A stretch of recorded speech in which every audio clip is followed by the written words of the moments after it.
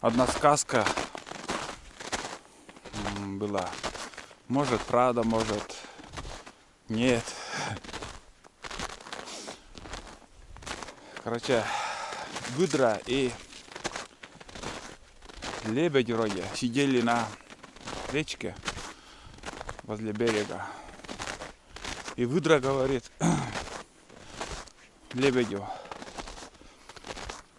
взлетай, улетай.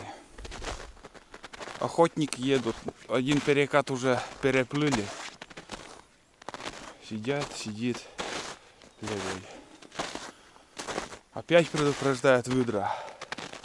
Второй перекат уже проплыли. Лебедь говорит: что ты несешь? Какой, ничего не слышно. И выдра, короче, нырнула в воду. И за поворотом охотники появились и убили лебедя. Одним словом, у выдры хороший слух. Он внимание теряет, осторожность. Вон и тулан появился. Теряет внимание, когда он ест, кормится. Вон он, бездельник. Вон. Где он был, где бродил? Все равно Айда не подпустит его. Ну-ка, Айда. Вот подлиза. Вот ты подлиза. Вон. Также, думаю, сейчас комментарии пойдут насчет лебедя. Не надо стрелять лебедей. Я не стрелял, и ни в жизни я не выстрелю в лебедя. Ну, охотники есть такие, охотники были и будут, кто стреляет лебедей. И думаю, надо также открыть охоту на лебедей. В принципе, я на видео смотрю, что творит лебедь. Он всех в округе уничтожает, также мелких птиц. Территорию тоже занимает большую. Он, как и в тайге, зверь, хищник тоже. Но это лично мое мнение. Конечно, лебедь красивая птица. И у каждого свой выбор, стрелять или нет. Но я никогда. Хотя откроют охоту. Да, и думаю, что-то слухи были, что будут открывать охоту, потому что их очень много уже развелось. И мелких птиц они тоже уничтожают, просто давят. Так что посмотрим, что будет. Эту весну бы охоту открыли, хоть сходить пострелять.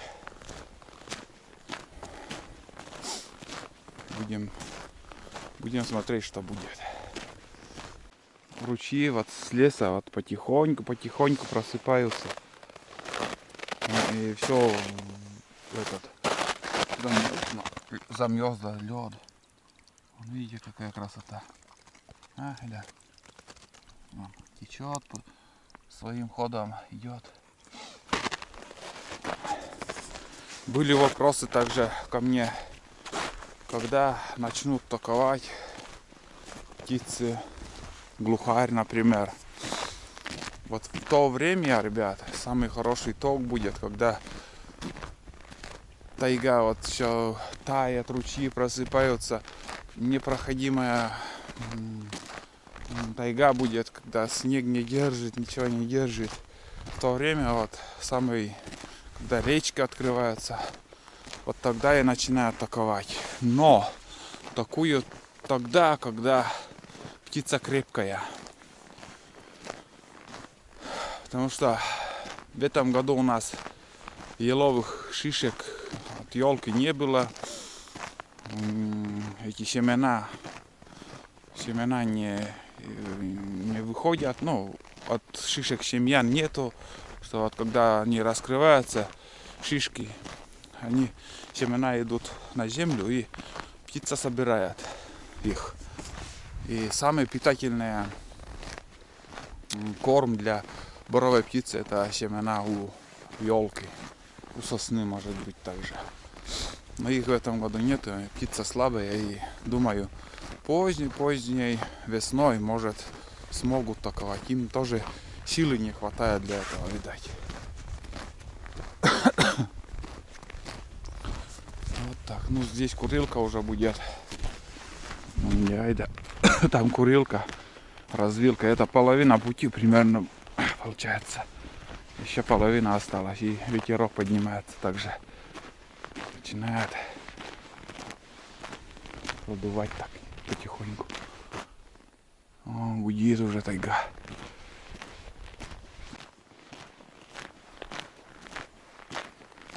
Это нюхтят. Белка пробежала. Название только у курилка осталось. Вот тут стояла курилка. Навес такой. А, там какая-то нора-то же. Или что тут?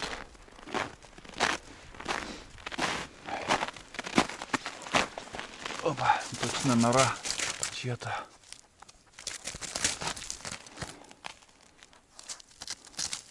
А, кодна сene.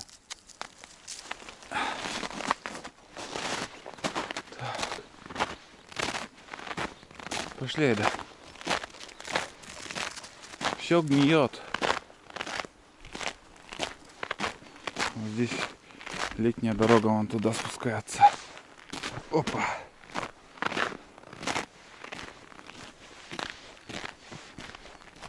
Ребят, чтобы время убить, я, наверное, еще поболтаю немножко. Хочу еще затронуть тему шашлыка, который вот сейчас я жарил. Много учителей появилось у меня в комментариях, что я что-то неправильно делаю из елового древесины, угли.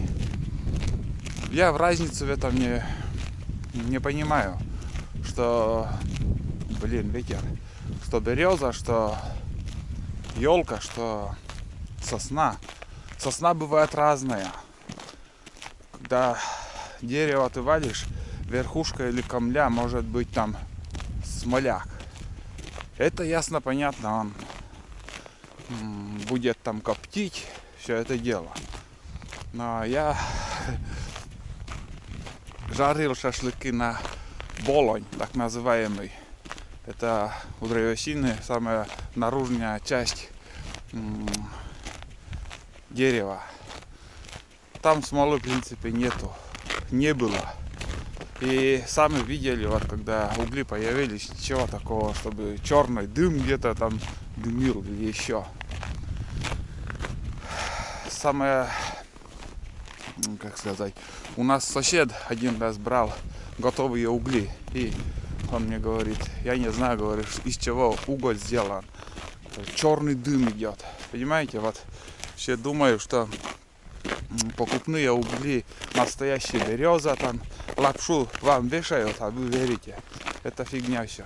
Между прочим, береза самая хорошая трава вот на шашлыки, скажем. Потому что они не так дымят. Но замечу, что там деготь есть, который тоже неплохо дымит. И елка самая, она без дыма, сам по себе дерево, и жар офигенный дает. Почему в самоварах у нас в деревнях самовары собирают шишки у елок и, как сказать, топят шишками, потому что в шишках жар очень мощный даже. Так что не думайте, что вы в своих комментариях много умных советов даете. Ну и многие дразнят меня. Я это уже понял. Себя также умным ставят, но в жизни их нифига не видели своей. Также хочу заметить, осина для копчения сала. Вот, для копчения сала самая хорошая осина. И без коры. Коры всегда обязательно надо убирать. там дым такой белый получается у осины. И сало, когда коптишь, он золотистого цвета становится. Но обязательно кору надо. И ольха еще. Вроде ольха еще хорошая для копчения. Но вот, что вот рыбу показывают, окуня, скажем, коптят. И поверьте, я тоже пробовал, и мне он вот с горечью получается. Я этим больше не займусь, потому что, может быть, когда-то для разнообразия жизни так что-нибудь да приготовлю из копченой рыбы, но мне она не нравится. Он действительно горький и невкусно. А на камеру вот многие это прячут там, неестественно показывают там, очень вкусно кричат. Я брезгливый, поймите, я не буду что-то невкусное есть и показывать тем более. Никогда. Приходилось даже конину есть. Не буду я скрывать этого. В армии готовили конину. В принципе, мясо так мясо. Я ничего такого не понял. Да, и консервы в основном раньше из конины делали много. Также в армии вот готовили, там варили что-то. Чисто мясо мы ели из конины. И еще офицеры там еще видел, шашлыки готовили. Но вот шашлыки, между прочим, из конины у них дорого обошлось. Они бегали потом в туалет. Мама, не горюй. Хорошо, что я тогда не съел эти шашлыки. Конину ели, и напиток чай еще была. Чай запивали. Коньяк пили, чача. Коньяк пили, чай запивали. Вообще заебись было.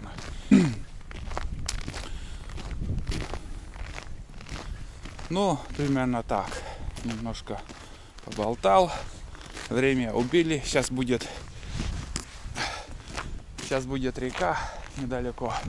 Самое главное, если эту реку сможем перейти, если мост не затопило еще, сходим до избы.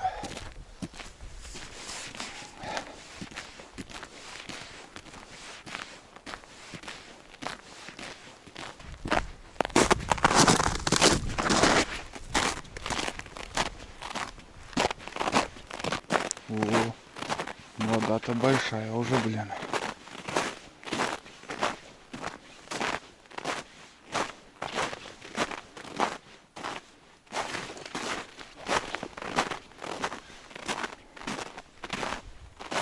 Чего себе. Тут, ребят, такое место. Вот здесь был мост. Сейчас уже, ничего не осталось. Кубан бегает там. Здесь мост был и дорога, зимник. А раньше здесь вот стояла мельница. Настоящая мельница была тут. Чьи-то следы или у собаки там. И... Короче, мельница стояла и, муку тут, видимо, делали.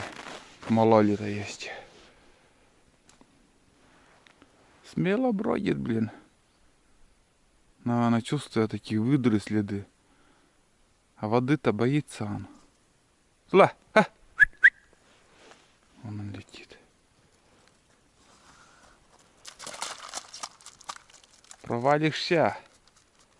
Лок, пошли. Так, ладно, здесь у нас чуть-чуть дальше мост.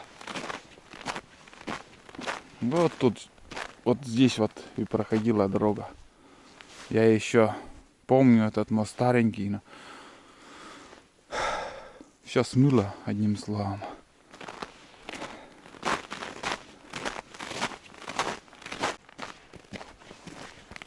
Затопило, ребята, уже все. Кто-то вот передо мной прошел, или сегодня, или... Да, но он перешел еще. Нормально так.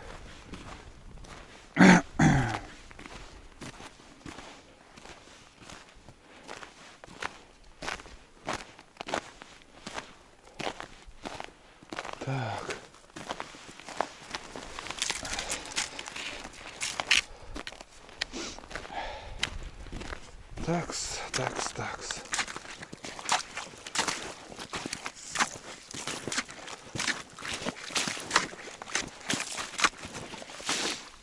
Надеюсь, за пару часов не затопит. Но уже вон как течет. Хотелось бы набрать мне воды.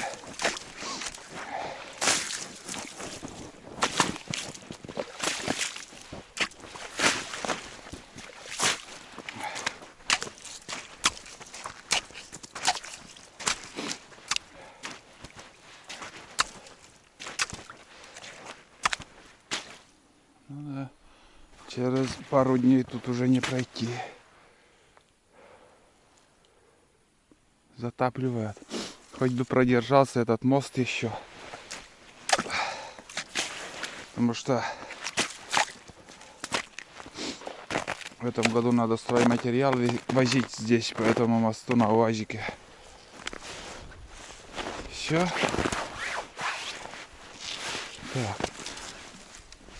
Так я сделаю вот так. Наконец воды. Где вот уровень воды. Так я оставлю. Вода придет или нет, чтобы знать. Ну все, осталось еще пару километров. Ну да. 2-2,5, наверное.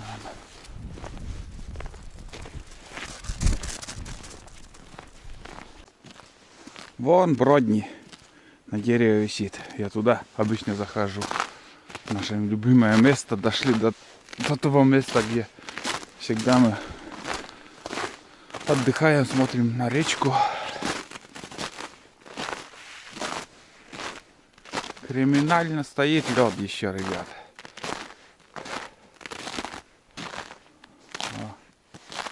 Тулан уже там бродит. Вот бродяга, блин, везде успевает. Ему интересно выдра. Бобры, выдра. Айда, боишься? Наин. Он наш бродяга. Да? Тулан? Тут никого нету. Там ниже выдры были.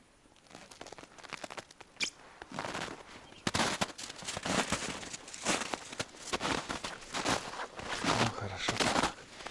Обалденно сегодня погода. Что-то косачи тишина вообще не курлычат, не такуют.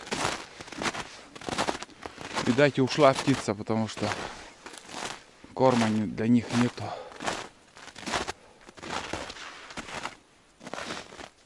Видите, сколько древесины валом лежат. Стройматериал бери не хочу. Очень много. По всему берегу тут повалило вот эти сосны.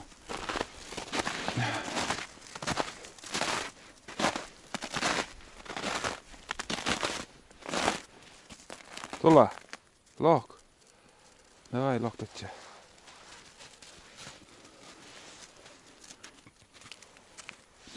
Высоко тут.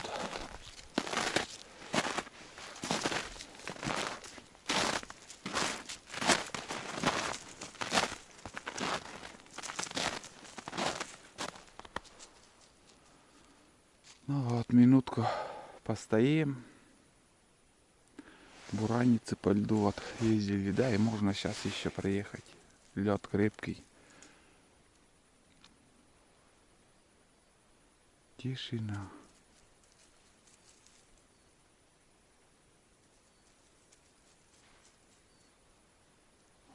Поднялся бродяга.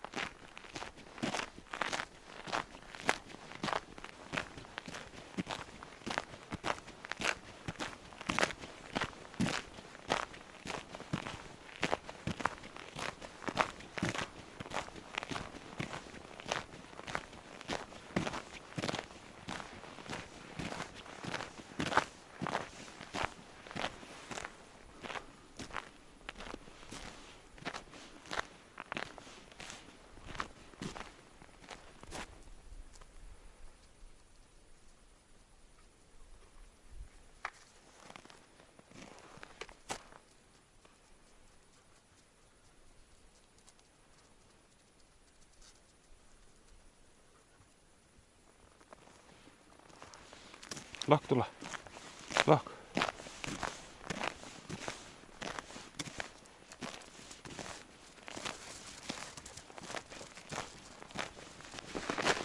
Ну вот. Вот она. Изба первая наша появилась. На горизонте муравейник, разбитый медведем.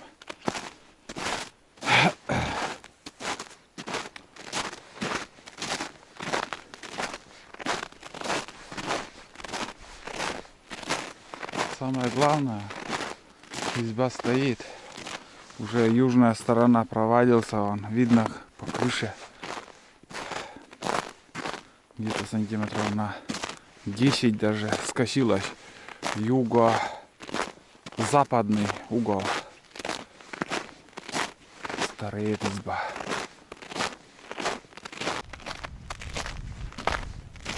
Чё там, здорово, Карка? О, снег-то растаял. Самая главная миссия сегодня, ребят, у нас открыть эти поддувало. И так, блин, изба гниет. А сейчас мы так откроем и будет продувать. Ну, вода, вот это все заливает, этот луг. И нижние венцы даже в воде, оказывается. Вон она. Все. Ништяк. Будет продувать тут воздухом. Изба будет дышать. Раньше почему-то вот я не делал и... А, бездельник пришел. Опа. Ну вот. Все. Вот так вот. Здесь оставлю. И пускай будет вот так вот. Все будет продувать сейчас. Нижние венцы все. Хана им. Сгнили. Ветрище поднимается.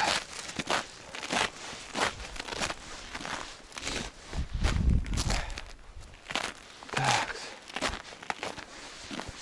Что тут у нас? Река. Сухостой у нас стоит. Спрашивали, когда я буду валить это дерево. Опасное дерево также. Вон он.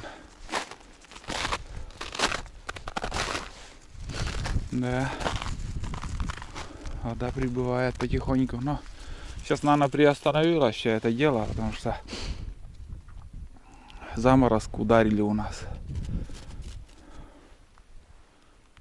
Можно черпануть уже. Не надо бурить ничего. Уже талая вода там. Вот.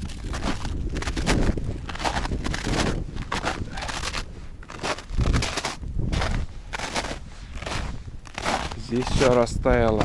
Вот куда солнце попадает. В этом году, наверное, эта елка уплывет все-таки. Унесет течением. Или повернет в эту сторону. Потому что очень уже, ну, еще ниже стало. Сперва немножко подвисла. Первый год. Вот 2 года она лежит тут.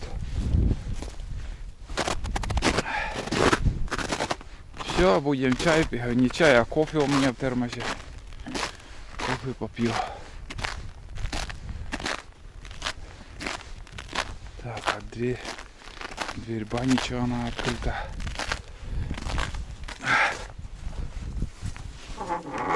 Вот такая баня. Но не видно, наверное, ни хрена. Небольшая, где-то 1,5 на 1,5 или 1,70 на 1,70 где-то вот. Старый матрас кто-то вынес сюда. Это я не выносил, это охотник какой-то, наверное. Тут ночевал, думаю, даже. Печка, кирпич, не кирпич, а камни. Очень вкусно. Вкусная, жаркая баня. Есть горькая баня, а есть очень вкусная баня. Вот. Бывает, там камушки не так попадет и горчит.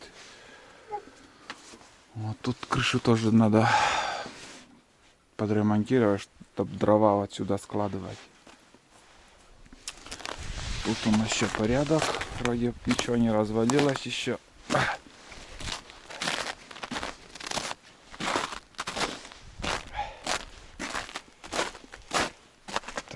Так.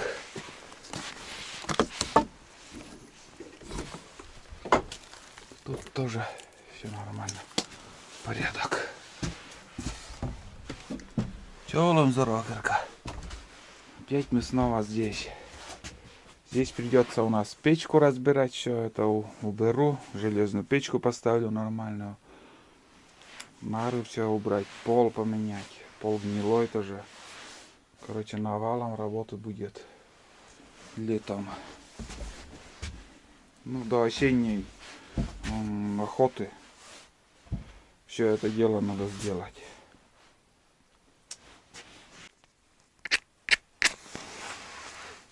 Решил отдохнуть нормально. Печку затоплю. Быстро изба прогреется тут за секунду.